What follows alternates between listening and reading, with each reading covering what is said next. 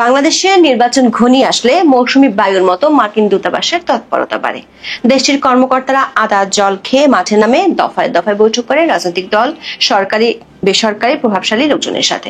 বাংলাদেশে নিযুক্ত ভারপ্রাপ্ত মার্কিন রাষ্ট্রদূত ট্রেসিয়ান জ্যাকবসন দেশের মধ্যে 2 ডজনেরও বেশি বৈঠক সেরে ফেলেছেন। এমনকি লন্ডনে উড়ে গিয়ে বিএনপির ভারপ্রাপ্ত চেয়ারপারসন তারেক রহমানের সাথেও বৈঠক করেছেন। কিন্তু এবার নতুন মেরুকরণ ঘটেছে, সেটি হলো সরকার সমর্থিত কিংস পার্টি এনসিপির এক শীর্ষ নেত্রী নেপালে গিয়ে দক্ষিণ এশীয় বিষয়ক মার্কিন সর্বোচ্চ কর্তা ব্যক্তির সাথে বৈঠক করেছেন। 20 আগস্ট সকালে নেপালের একটি হোটেলে বৈঠকটি হয়েছে। এই বৈঠকের ঠিক একদিন আগে মানে 19 আগস্ট কবি ও চিন্তক ফরহাদ মাঝার রাজশাহীতে মার্কিন দূতাবাসের তৎপরতা নিয়ে বিস্ফোরক মন্তব্য করেছেন, যেখানে তিনি সরাসরি মার্কিন দূতাবাস থেকে বাংলাদেশের অন্তর্বর্তী সরকারকে পরিচালনার অভিযোগ তুলেছেন। ফরহাদ মাঝারের মতো প্রভাবশালী ব্যক্তির মন্তব্য আবার তার একদিন পরই এনসিপির সাথে মার্কিন স্টেট ডিপার্টমেন্টের ব্রেকফাস্ট মিটিং একটি ধারণাকে শক্তিশালী করেছে। সেটি হলো বাংলাদেশে মার্কিন দূতাবাস কেবল একটি কূটনৈতিক মিশন নয়, বরং দেশের শাসন ব্যবস্থায় একটি অদৃশ্য হাত হিসেবে কাজ করে। মার্কিনদের কথা যারা শুনবে তারা পাবে ক্ষমতা। ফলে নির্বাচনের আগে সরকার ও সরকারি মিত্র এনসিপি এবং তাদের আরেক মিত্র মার্কিন যুক্তরাষ্ট্রের উদ্দেশ্য নিয়ে সন্দেহ বাড়ছে। সাথে দেশের অভ্যন্তরীণ রাজনৈতিক মেরুকরণ আরো তীব্র হচ্ছে। 19 আগস্ট রাজশাহী বিশ্ববিদ্যালয়ে গণতান্ত্রিক অধিকার প্রতিষ্ঠার রূপরেখা শীর্ষক আলোচনা সভায় বক্তব্য রাখেন কবি ও চিন্তক ফরহাদ মাঝার। বক্তব্যে তিনি রীতিমতো বোমা ফাটালেন। অভিযোগ করেন গত বছর 8 আগস্ট শান্তিতে নোবেল বিজয়ী অধ্যাপক ইউনূসের নেতৃত্বে বাংলাদেশে যে অন্তর্বর্তী সরকার গঠিত হয়েছিল তাকে চালাচ্ছে ঢাকার মার্কিন দূতাবাস। স্বভাবসুলভ ভঙ্গিতে তিনি সরকারকে টিপ্পনী কেটে উপস্থিত শ্রোতাদেরকে বলেন, আপনারা আরেকটা প্যালেস্টাইনের উপর বসে আছেন, আপনাদের নিরাপত্তা বিকিয়ে দেওয়া হয়েছে, এটা বুঝতে পারছেন না। ফরহাদ মাঝার দাবি করেন দেশের শাসনভার গত বছরের 5 আগস্টের পর থেকে চলে গেছে বনানীতে, আর বনানী মানে হচ্ছে মার্কিন দূতাবাস। এজন্য করিডোর সহ নানান বিষয় তর্ক হলো। ফলে আপনাদের নতুন চিন্তা করতে হবে। জনাব ফরহাদ মাঝার এর আগে মার্কিন সরকারের উপর অধ্যাপক ইউনূস সরকার নির্ভরতা নিয়ে কথা বলেছিলেন। যেমন গত বছরের 29 সেপ্টেম্বর তিনি অধ্যাপক ইউনূসের উদ্দেশ্যে প্রশ্ন রেখেছিলেন, আমেরিকার গলায় চুমু দেওয়ার কি দরকার ছিল। চলতি বছরের 2 জুলাই দৈনিক সমকালে ছাপা হওয়া সাক্ষাৎকারে তিনি দাবি করেছিলেন, জুলাই গণ অভ্যুত্থান হয়ে গেছে মার্কিন সহায়তায় রেজিম চেঞ্জ। আবার ফরহাদ মাঝার স্ত্রী হলেন ফরিদা আক্তার, যিনি অন্তর্বর্তী সরকারের মৎস্য উপদেষ্টা। 13 আগস্ট তিনি আশঙ্কা করেছেন বাংলাদেশের কৃষি খাত দখলে নেবে মার্কিন যুক্তরাষ্ট্র। ফরহাদ মাঝার স্ত্রীর আশঙ্কা কিংবা তার অভিযোগের সত্যতা যাচাই করা সম্ভব না হলেও বাস্তবতা অনেকখানি আঁচ করা যায়। বিশেষ করে সাম্প্রতিক সময়ে বাংলাদেশে নিযুক্ত মার্কিন ভারপ্রাপ্ত রাষ্ট্রদূতের তৎপরতা আর দৌড়ঝাঁপ দেখে গণমাধ্যমগুলোর খবরে বলা হয়েছে, আগামী জাতীয় নির্বাচন ঘিরে যুক্তরাষ্ট্রের সক্রিয়তা দৃশ্যমানভাবে বেড়েছে। যুক্তরাষ্ট্রের ভারপ্রাপ্ত রাষ্ট্রদূত ট্রেসিয়ান জ্যাকবসন গত 1 মাসে ঢাকা ও লন্ডনে ধারাবাহিকভাবে রাজনৈতিক দল, কমিশন, বিচার বিভাগের শীর্ষ ব্যক্তিত্বের সাথে বৈঠক করেছেন। হঠাৎ করে যুক্তরাষ্ট্রের তৎপরতা নিয়ে রাজনৈতিক ও কূটনৈতিক মহলে আলোচনা চলছে। বলা হচ্ছে, বাংলাদেশের নির্বাচন নিয়ে গত কয়েকবারের মতোই এবারও যুক্তরাষ্ট্র সক্রিয়ভাবে নজর রাখছে। ট্রেসিয়ান জ্যাকবসন গত 11 থেকে 14 আগস্টের মধ্যে 3টি গুরুত্বপূর্ণ বৈঠক করেছিলেন। 11 আগস্ট জাতীয় নাগরিক পার্টি বা এনসিপি শীর্ষ নেতৃত্বের সঙ্গে, 12 আগস্ট জাতীয় ঐকমত্য কমিশনের সহসভাপতি ডক্টর আলী রিয়াজের সাথে এবং সবশেষ 14 আগস্ট প্রধান বিচারপতি ডক্টর সৈয়দ রেফাত আহমেদের সঙ্গে বৈঠক করেন। সবশেষ 2টি বৈঠক এবং এই বৈঠকগুলোর এখতিয়ার নিয়ে রাজনৈতিক ও সচেতন মহলে বেশ প্রশ্ন দেখা দিয়েছে। ট্রেসিয়ান জ্যাকবসন শুধু দেশে নয়, বৈঠক করতে মধ্য জুলাইয়ে ছুটে গিয়েছিলেন লন্ডনে। চ্যানেল 24 এর খবরে বলা হয়েছে, মার্কিন ভারপ্রাপ্ত রাষ্ট্রদূত লন্ডনে তারেক রহমানের সাথে 1-to-1 বৈঠক করেছিলেন। এরই মধ্যে গত 5 আগস্ট জুলাই আন্দোলনের বর্ষপূর্তির দিনে এনসিপির শীর্ষ 5 নেতার সাথে কক্সবাজারে সাবেক মার্কিন রাষ্ট্রদূতের কথিত বৈঠকের খবর ছড়িয়ে পড়ে।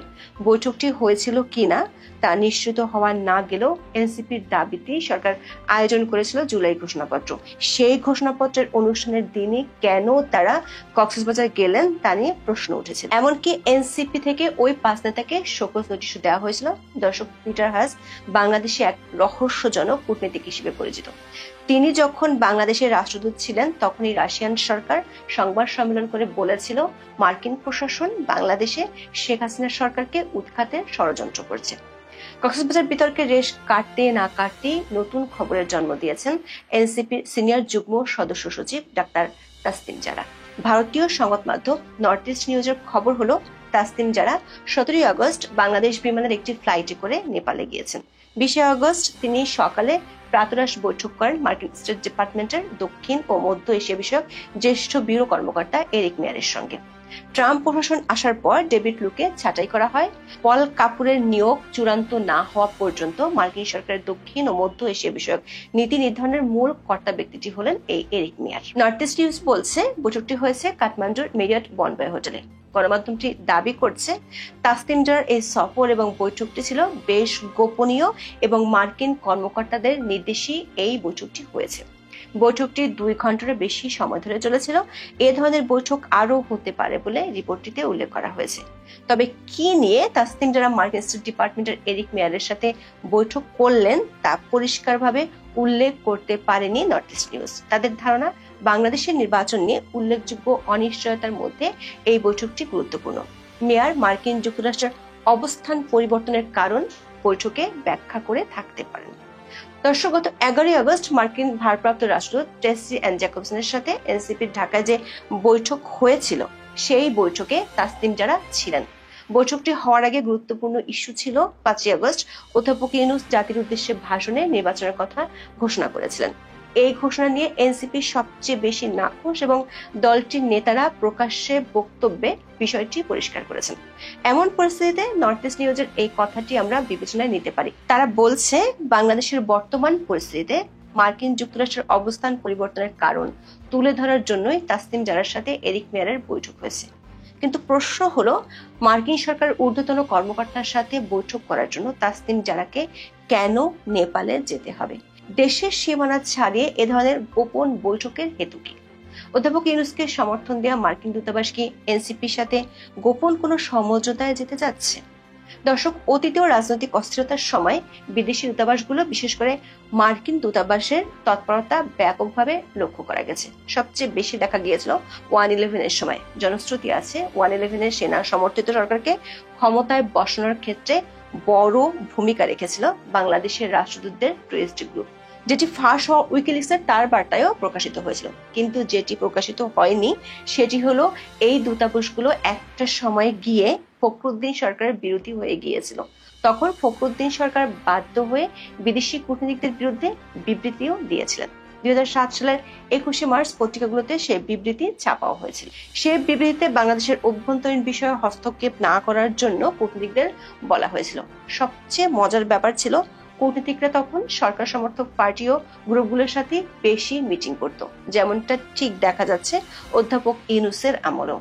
মার্কিন প্রশাসন সাম্প্রতিক সময়ে যাদের সাথে বৈঠক করছেন তারা সবাই সরকারেরই সমর্থক। তাহলে কি অতীত রেকর্ডের পুনরাবৃত্তি হতে যাচ্ছে? অধ্যাপক ইউনূসের মাথার উপর থেকে হাত সরিয়ে নিতে কি এনসিপির সাথে কাঠমান্ডুতে বৈঠক হলো? সামনের দিনগুলোতে এনসিপির পদক্ষেপ আর মার্কিন প্রশাসনের তৎপরতাই হয়তো বিষয়টি স্পষ্ট হয়ে যাবে। এখন এ পর্যন্ত সবাই ভালো থাকুন, সুস্থ থাকুন, নিরাপদে থাকুন।